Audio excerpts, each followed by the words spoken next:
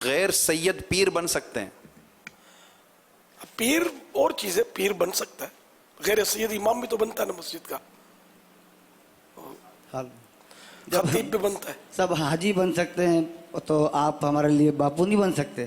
نہیں، میں باپو نہیں بن سکتا، کبھی بھی نہیں بن سکتا، میری نسلوں میں قیامت تک کوئی باپو پیدا نہیں ہو سکتا، کیونکہ وہ سید تو وہ طے ہے کہ حسنین کریمین کی جیسے اولاد ہے، بی بی فاطمہ کے ذریعے یہ سلسلہ چلا ہوا ہے،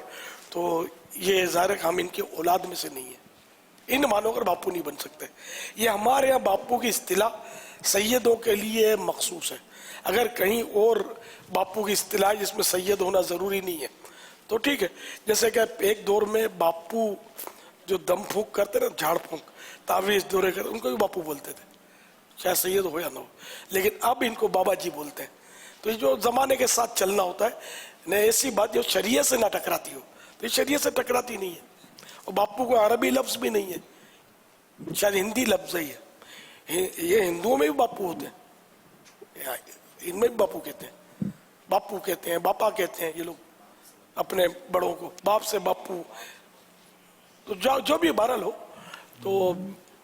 اب ہندو بھی منہ سے کھاتے ہیں، ہم بھی منہ سے کھاتے ہیں، اب وہ تھوڑی یہ کھاتے ہیں تو منہ سے کھانا چھوڑ دیں گے،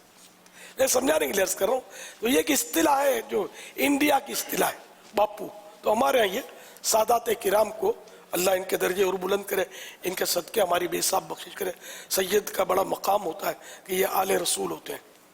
تو میں تو اپنے دل میں ان کا بڑا احترام پاتا ہوں، کر نہیں پاتا احترام،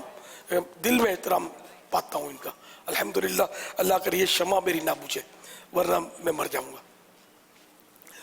بہرحال یہ کہ میں سید نہیں ہوں، ان مانو کر میں باپو نہیں ہوں۔ اللہ بس کسی سید کی غلامی میری مقدر میں لکھ دے کہ بس وہ قبول کر رہے ہیں حقیقی معنوں میں کہ تو میرا غلام اور میں تجھے جنت میں نانا جان سے سفارش کروا کے لے جاؤں گا، میرا بیڑا پار ہو جائے گا انشاءاللہ۔